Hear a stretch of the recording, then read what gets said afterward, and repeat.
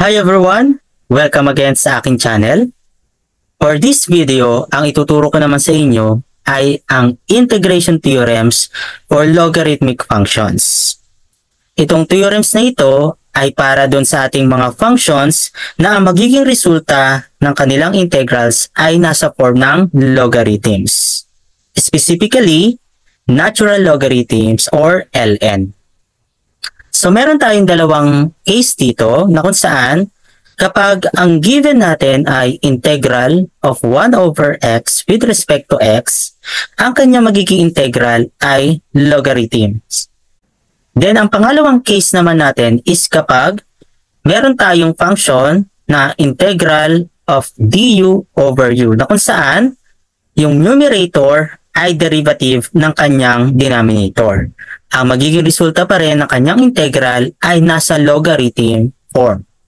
Now, what is the actual theorem for this kind of integrals?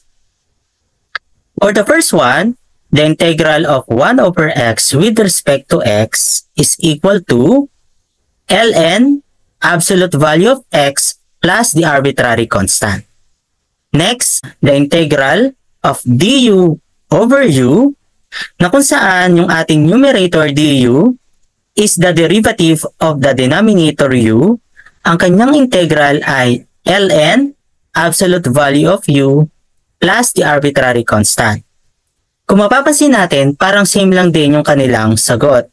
Pero sa actual solution, merong konting difference sa process itong ating second case. Let's have some examples for these theorems. Mag-focus muna tayo dito sa ating first case na 1 over x with respect to x. Ang ating example number 1 is, what is the integral of 5 over x with respect to x? Since ang ating given ay 5 over x na kung saan kapag finactor natin ito, magkakaroon tayo ng 1 over x, pwede natin gamitin yung theorem number 1. Ang gagawin muna natin is i-factor muna natin yung 5 over x.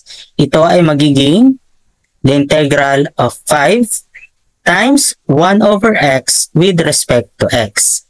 And then, ilabas natin yung 5 as the coefficient ng buong integrals.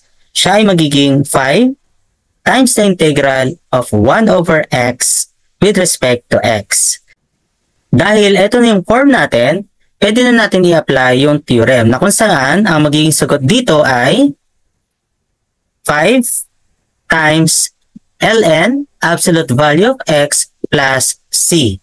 Then, isimplify lang natin, i-multiply natin, mawawala na yung grouping symbol, kaya ang final answer natin ay 5 ln absolute value of x plus c.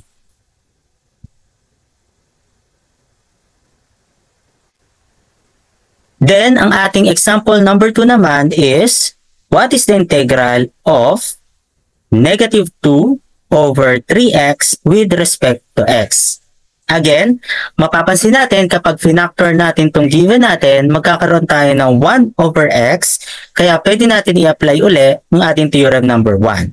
I-factor natin itong given natin, siya ay magiging integral of negative 2/3 times 1 over x with respect to x. And then, ilabas natin yung negative 2 over 3 as coefficient ng buong integral. Ito ay magiging negative 2 over 3 times the integral of 1 over x with respect to x. Then, dahil ito na yung form natin, apply na natin yung theorem. Ang magiging sagot dito ay negative 2 over 3 times ln absolute value of x plus c.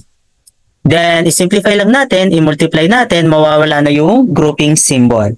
Kaya ang final answer natin dito ay negative 2 over 3 ln absolute value of x plus c.